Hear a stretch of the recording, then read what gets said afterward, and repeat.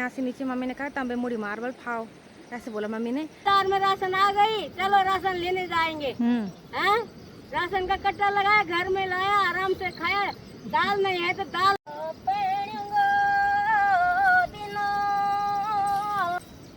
हमारा जीतू देवता है आगे से। सुनती हूँ, अनुराचार्य को भी सुनती हूँ, प्रदीप मिश्रा सुनती हूँ, देवकी नंदन सुनती हूँ।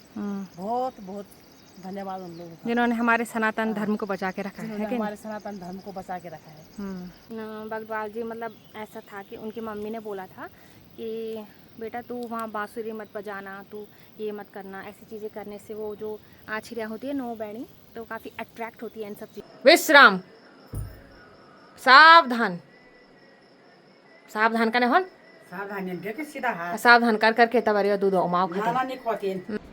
हेलो दोस्तों, गुड मॉर्निंग, नमस्ते, राधे राधे। स्वागत है आपका गोल्डी नेगी व्लॉग्स में। तो सुबह के बज रहे हैं 10। तो आइए चलिए करते हैं एक नए दिन की शुरुआत एक नए वीडियो के साथ। कल मेरा व्लॉग नहीं आ पाया क्योंकि आपको तो पता है ना मानसून सीज़न है और उस सीज़न के साथ साथ कई सारी बीमारियां भी होती है, जैसे कि शरीर में सुस्ताई आना, अजीब सा लगना।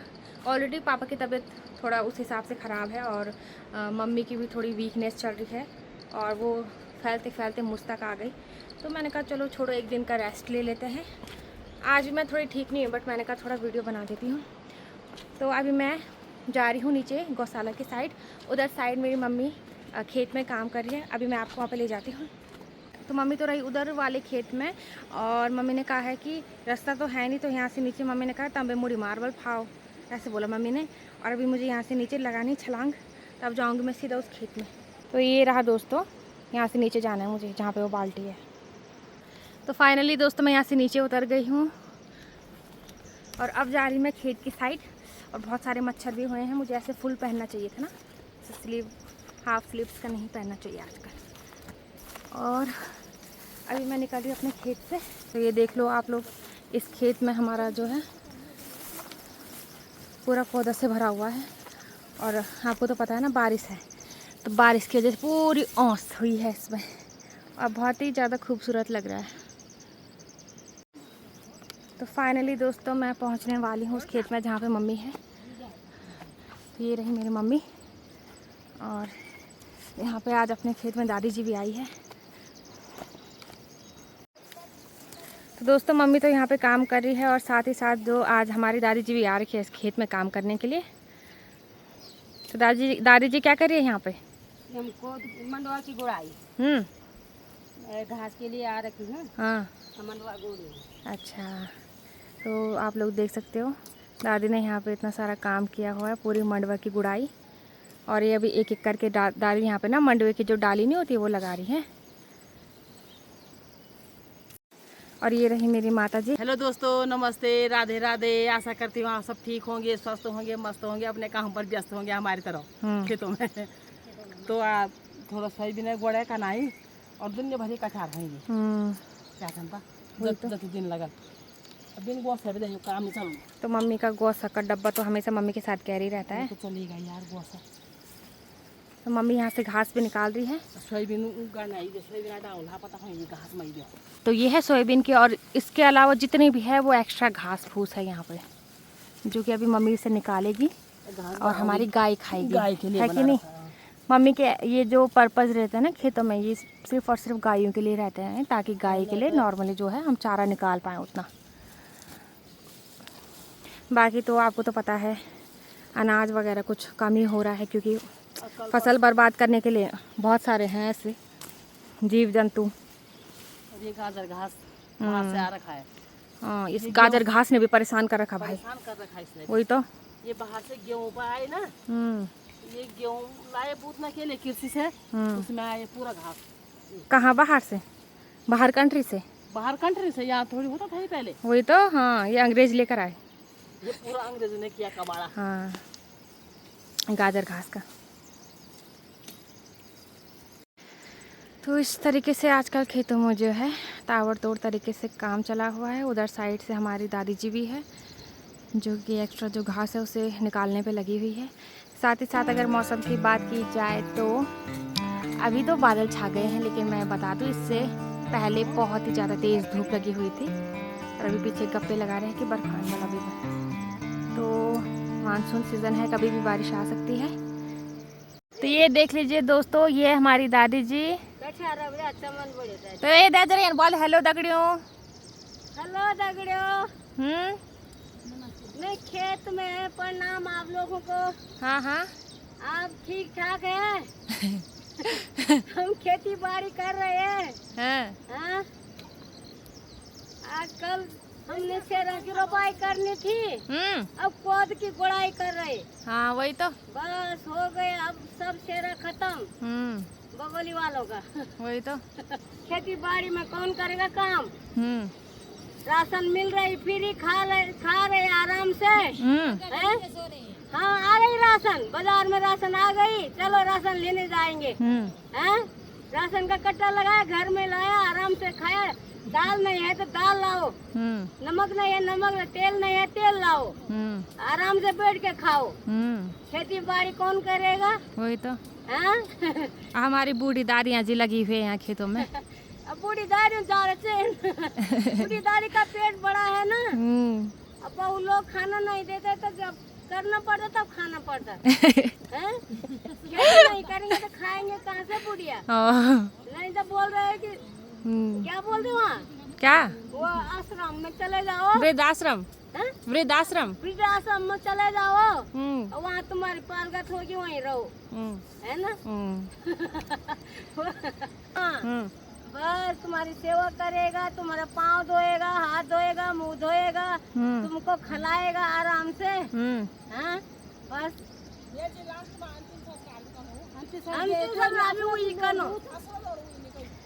अब वो ना लड़का हूँ, फोन करना ना, फोन नहीं उठोना कि बोले अनिरुद्धाचार्य जी की तारीफ हो रही है, सब उनके फैन है यहाँ पे। जाने वाली है दादी, मैं कहती हूँ दादी 100 साल तक रुकेगी यहाँ पे।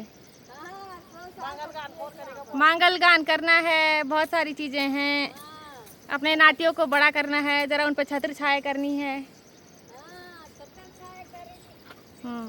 तो यहाँ पे दादी जी ने अनिरुद्धाचार्य जी जो हमारे व्यास हैं, वर्ल्ड फेमस, पूरे इंडिया में फेमस ओवरऑल, तो उनकी तारीफ़ की जा रही है क्योंकि उनका तो काम आपको पता है ना कि उन्होंने वृद्धाश्रम खोला हुआ है गौ सेवा के लिए, सब कुछ। आजकल जो ज़्यादा बुज़ुर्ग हैं उन पे ये क्रेज़ है कि मतलब उनको वहाँ पे जाना है, और ऐसा कुछ भी नहीं, वो ऐसा है कि वो हमारी सेवा करेंगे सब कुछ। तो ये लोग मतलब टीवी में देखते रहते हैं, तो तब से मतलब उनके प्रति इनका प्यार भी काफ़ी उमड़ा हुआ है। तो मेरी मम्मी भी अनिरुद्धाचार्य जी की बहुत बड़ी फ़ैन है, फ़ैन। मैं सबको सुनती हूँ, अनिरुद्धाचार्य को भी सुनती हूँ, प्रदीप मिश्रा सुनती हूँ, देवकी नंदन सुनती हूँ।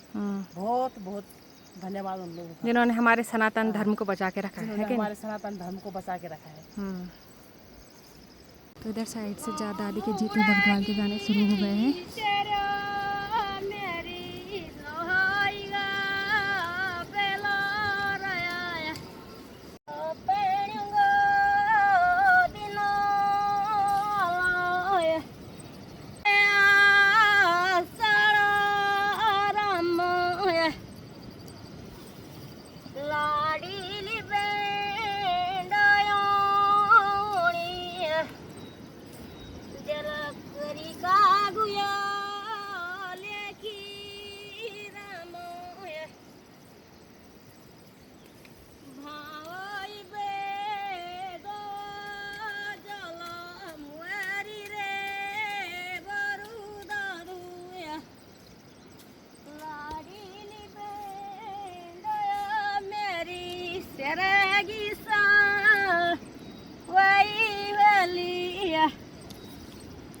तुम हजारा हुए जाया राम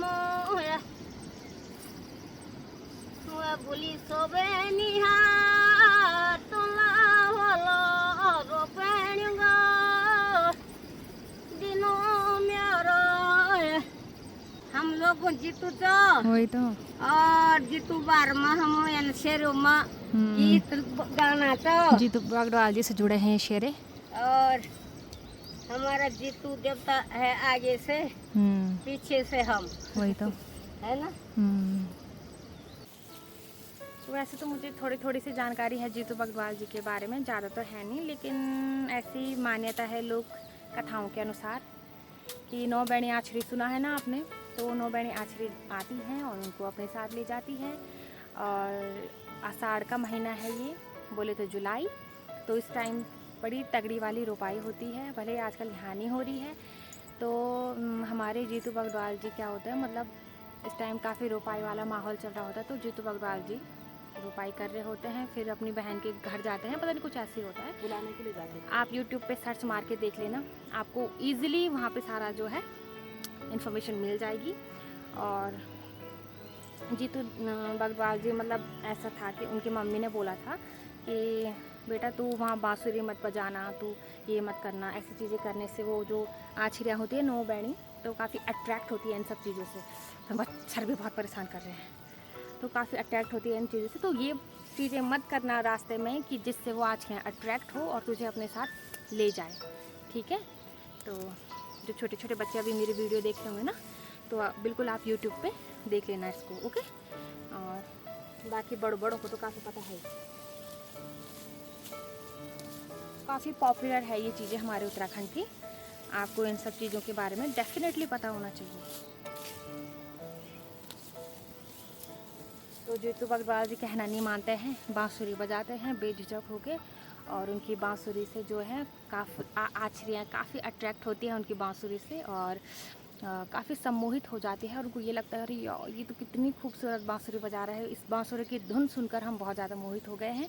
तो वो लोग देखती हैं तो जीतू देवता जी को हर लेती हैं बोले अपने साथ ले जा लेती हैं, और जीतू देवता जी है ऑन द स्पॉट वहीं पे बेहोश हो जाते हैं और जो है आछड़ियों के साथ चले जाते हैं, ओके।